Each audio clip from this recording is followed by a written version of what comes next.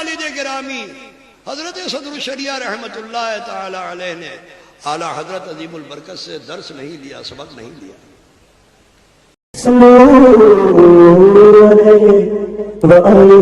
السلام علیکم ورحمۃ اللہ وبرکاتہ۔ خیر مقدم ہے آپ کا فتح نامے میں حضرت بحرالعلوم قاری رضا المصطفیٰ اعظمی امجدی علیہ رحمت رضوان کا ذکر خیر کر رہے ہیں۔ اس امید کے ساتھ ویڈیو پسند آنے کی صورت میں لائک اور شیئر ضرور کریں اور ہمارے چینل کو سبسکرائب کریں۔ حضرت مولانا قاری رضا المصطفیٰ اعظمی ظاہر ہے کہ ایک دیندار علمی گھرانے میں پیدا ہوئے۔ آپ کے والد ماجد کا اسم گرامی صدر الشریعہ بدر الطریقہ حضرت علامہ امجد علی اعظمی مصنف بہار شریعت ہے۔ آپ اپنے عہد کے عبقری عالم دین اور ایک مستند مرجع عوام و خواص تھے۔ آپ کے جد امجد مولانا جمال الدین عالم دین ہونے کے ساتھ ساتھ پیشے سے طبیب حاذق بھی تھے۔ آپ کے جد اعلیٰ مولانا خیر الدین علم ظاہر و باطن سے بہراور تھے، صاحب کرامت بزرگ تھے۔ آپ کا خاندان نواپار ضلع گورکھپور سے ترک وطن کر کے گھوسی میں مقیم ہوا، جہاں سے آج تک علم و فضل کے چراغ روشن کیے ہوئے ہے۔ حضرت مولانا قاری رضا المصطفیٰ اعظمی علیہ رحمت رضوان کی ولادت 1925 عیسوی بمطابق 1344 ہجری میں اتر پردیش کے معروف علمی مردم خیز قصبہ گھوسی محلہ کریم الدین پور میں ہوئی۔ آپ کا سلسلہ نسب کچھ یوں ہے: قاری رضا المصطفیٰ بن صدر الشریعہ مفتی امجد علی اعظمی بن حکیم مولانا جمال الدین خان بن مولانا خدا بخش بن مولانا خیر الدین علیہم الرحمہ۔ صدر الشریعہ علیہ رحمت رضوان نے 4 شادیاں کی۔ حضرت مولانا قاری رضا المصطفیٰ اعظمی تیسری زوجہ محترمہ رابعہ خاتون صاحبہ مرحومہ کے بطن مبارک سے پیدا ہوئے، جن سے 2 اولاد ہوئی، ایک محمد احمد مرحوم اور دوسرے قاری رضا المصطفیٰ اعظمی۔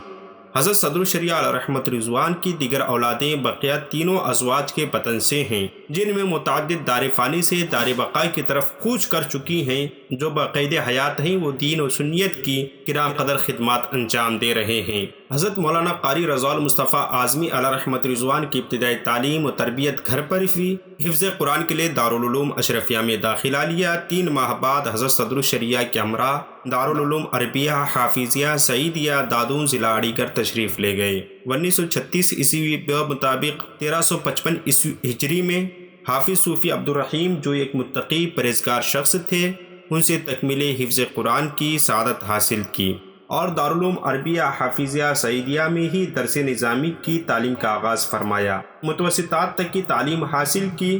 حضرت صدر الشریعہ دارالعلوم عربیہ سعیدیہ کے صدر مدرس و شیخ الحدیث تھے۔ 1943 عیسوی بمطابق 1363 ہجری میں جب صدر الشریعہ علیہ رحمت رضوان دادون ضلع علی گڑھ سے رخصت ہوئے تو آپ نے بقیہ تعلیم بریلی، میرٹھ، الہ آباد اور مبارک پور کے مدارس میں مکمل کی۔ مدرسہ سبحانیہ الہ آباد میں تجوید و قرات اور دارالعلوم اشرفیہ مبارک پور میں درس نظامی کی اعلیٰ تعلیم حاصل کی۔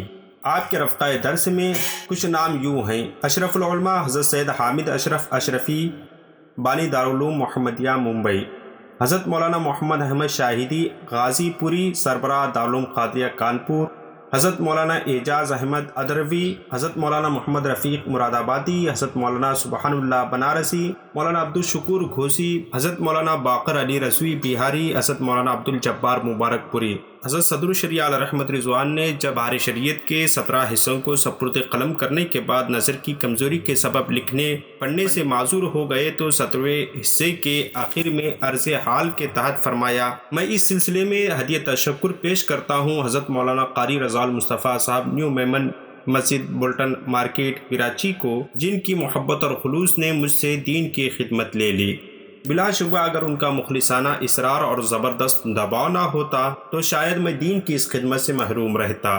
اللہ تعالیٰ ان کو اس پر معجور فرمائے اور سعادت دارین سے سرفراز فرمائے۔ حضرت مولانا قاری رضا المصطفیٰ علیہ رحمت رضوان جس زمانے میں آپ دارالعلوم امجدیہ کراچی میں تدریسی خدمات انجام دے رہے تھے، اسی درمیان دارالعلوم نوریہ رضویہ کے نام سے ایک ادارے کی بنیاد ڈالی اور 1981 عیسوی بمطابق 1402 ہجری میں اس کی تعمیر مکمل ہوئی۔ اس کے ساتھ ایک خوبصورت مسجد بھی تعمیر فرمائی اور لڑکیوں کی دینی و عصری تعلیم کے لیے کراچی میں کلیۃ البنات کا قیام بھی فرمایا، جس میں ہاسٹل اور مطبخ کا معقول انتظام بھی ہے۔ اس درسگاہ میں خواتین اسلام پردے کے ساتھ ساتھ دینی تعلیم حاصل کرتی ہیں۔ یہ ادارہ آج ملک بھر میں دین و سنیت کی خدمات انجام دے رہا ہے۔ اس کے علاوہ آپ نے مکتبہ رضویہ کا قیام فرمایا۔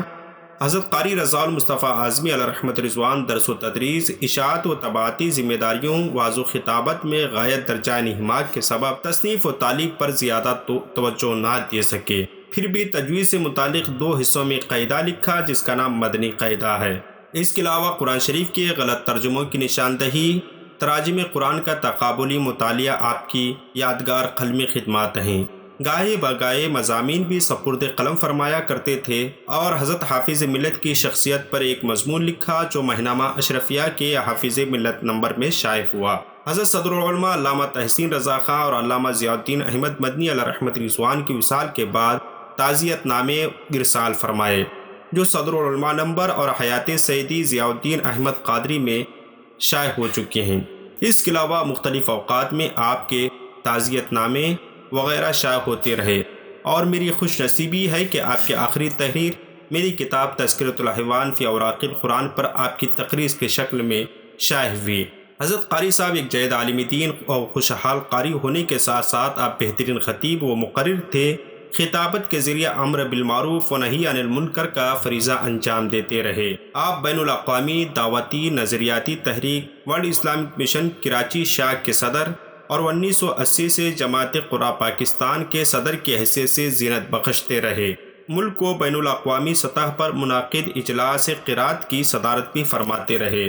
آپ نے متعدد بار ایشیا اور افریقہ اور دیگر ملکوں کا سفر فرمایا اور دین اسلام کی نشر و اشاعت فرمائی۔ حضرت علامہ قاری رضا المصطفیٰ اعظمی علیہ رحمت رضوان بہت خوش الحان قاری تھے، شعر و شاعری سے بے شغف تھا۔ حضرت علامہ قاری رضا المصطفیٰ اعظمی علیہ رحمت رضوان کو اپنے والد ماجد صدر الشریعہ بدالطریقہ حضرت علامہ امجد علی اعظمی اور حضور مفتی اعظم ہند علیہ رحمت رضوان کے علاوہ کئی بزرگان دین سے شرف خلافت و اجازت حاصل تھی۔ قاری رضا المصطفیٰ اعظمی نے متعدد بار حج اور زیارت روضہ رسول صلی اللہ علیہ وسلم کی زیارت کا شرف حاصل کیا، اور وہ صدر ورلڈ اسلامک مشن پاکستان بھی تھے۔ انہوں نے کئی افریقی، یورپی، ایشیائی اور مغربی ممالک کے دورے بھی کیے۔ اگرچہ وہ ہنگامی شخصیت کے مالک نہ تھے، مگر خاموشی اور مسلسل تندہی سے بھی بہت کام کیے۔ وہ اپنے انداز فکر اور منکسر المزاجی کے باعث اہل سنت کی تمام جماعتوں، تمام مدارس اور تمام علماء سے رابطے میں رہتے تھے، اور سب کی اقرار واقعی خدماتی دینیہ سے خوش رہتے تھے۔ یقیناً ان کی کمی ہمیشہ محسوس کی جاتی رہے گی۔ آپ کا وصال 8 ربیع النور 1436 ہجری بمطابق 31 دسمبر 2014 کو چہارشنبہ کو ہوا۔ آپ کی وصال سے ہند و پاک میں غم کی لہر دوڑ گئی۔ ہماری دعا ہے کہ اللہ رب العزت آپ کے قبر انور پر رحمت انوار کی بارشیں نازل فرمائے۔ ملتے ہیں اگلی ویڈیو میں۔ السلام علیکم۔